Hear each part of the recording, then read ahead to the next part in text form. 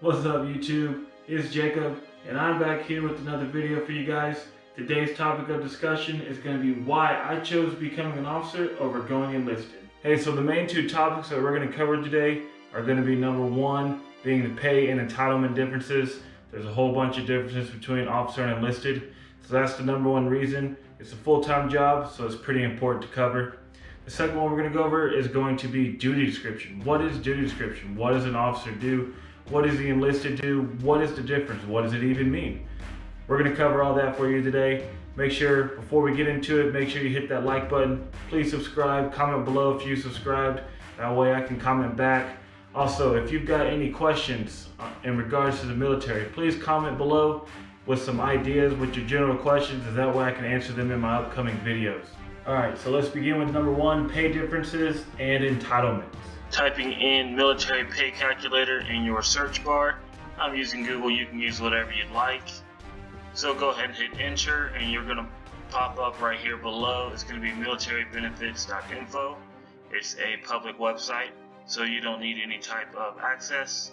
So here on military benefits, they have this nifty calculator for calculating your military compensation.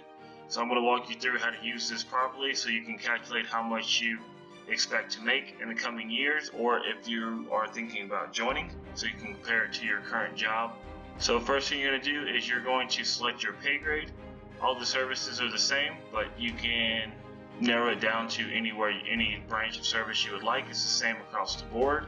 You go to pay grade and we're going to scroll down to 01, which is a second lieutenant. It is the first officer rank in the U.S. Army, and you are going to commission into that pay grade as soon as you commission from your commissioning source, ROTC, West Point, OCS. So you're going to go down to military pay scale, and we are going to select military pay tables. As you can see, it updates every year, which is nice. So every time there's a pay increase, you have the up-to-date information. And then the next thing you're going to do is you're going to enter the zip code of the duty station. I'm here at Fort Hood, so I'm going to enter Fort Hood zip code there. But I want to clarify that the zip code enter here is the actual zip code of the duty station, not the zip code of the residence that you're going to be located at. For instance, if you're going to live off post in a town nearby, you're not going to use that zip code, you're going to use the post zip code still. And we're going to select I do not have dependents. That's because most people joining the military typically aren't married, so we're just going to keep it simple for now. Alright, so our military compensation is going to be generated below. So we have a total income of $57,431, which is a pretty significant amount. As you can see, the officers automatically qualify for BAH, which is basic allowance for housing.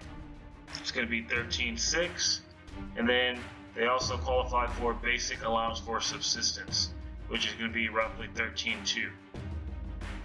That is one main difference between officer and enlisted, is that an officer automatically qualifies for both the BAH and BAS entitlements, which is also going to be a non-taxable portion of their income. The $16,800 is the combination of the BAS and BAH. The taxable portion is going to be their typical basic pay. Also, they have this nice tool to switch it to monthly so you can better calculate how much you expect to make per month. As you can see, it's broken down to $1134 per month for your housing and $266 per month for basic allowance for subsistence. Alright, so now that we've covered the officer pay scale for a second lieutenant, we're going to quickly compare the difference between a second lieutenant and a specialist, or a corporal, which is an E4, and we're going to keep it at 2 years or less of service, same pay scale year. And what we're going to do is we're going to erase the zip code, because unless these soldiers are married, they will not receive BAH, which is the housing allowance. And we're going to select do not have dependents since they are single soldiers. We're going to scroll down and it's going to generate their income of $32,600. And enlisted soldiers do qualify for BAS. However, they still have to pay for their own meals at the dining facility, even though they live on base. Alright, so the basic pay is going to come out to $27,900. You can call it 28 grand if you want to. So as you can see, there's a pretty significant difference for the pay scale between the officer and the enlisted soldier. So that's one of the big reasons why I chose to go officer. Alright guys, so we're going to move on to topic number 2, the differences between the duty description of an officer and an enlisted soldier. So what does an officer do? Mainly what the officer does is they are going to plan most of the missions behind the scenes. Planning a mission can be anything from a tactical mission in a deployed combat environment, or it can be something like planning a range or planning a convoy back at home station. Another thing that an officer is going to be in charge of is property. So property is very important. Officers have a lot of liability and they assume a lot of risk just by position.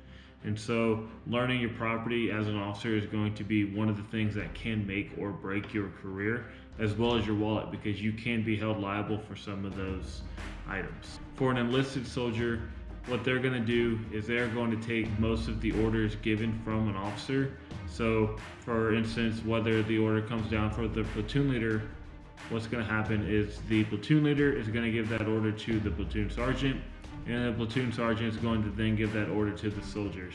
And the soldiers are going to execute that order and achieve that mission or the intent given by the officer.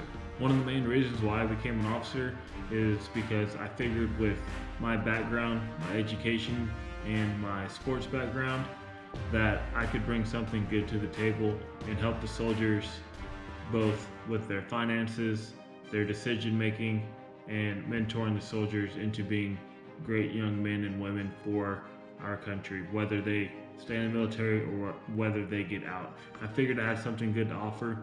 I also wanted to be involved in the planning process. That way I knew that the soldiers are given the best information possible with the best intent possible. And because of all of that, both with pay and the position differences, I figured that the officer route was the route for me. It's not the route for everybody. Sometimes it's very hard to take orders, or sometimes it's very hard to receive orders. So on both ends, you're going to receive and give orders. The difference is that an officer has a little bit of wiggle room when it comes to how they want to execute that order. There's what's called a left and a right limit. Officers' left and right limits of which they can act are a lot wider than it is for an enlisted soldier. So I hope this helps, guys. If you've learned anything, like I said before, please hit like, please hit subscribe, and comment below if you have anything I want to cover, or if you like the video. I would greatly appreciate it. If you learned something, come back for the next one. I'm planning a range. That's what officers do. So hey, I'll see you in the next video. I hope you enjoyed.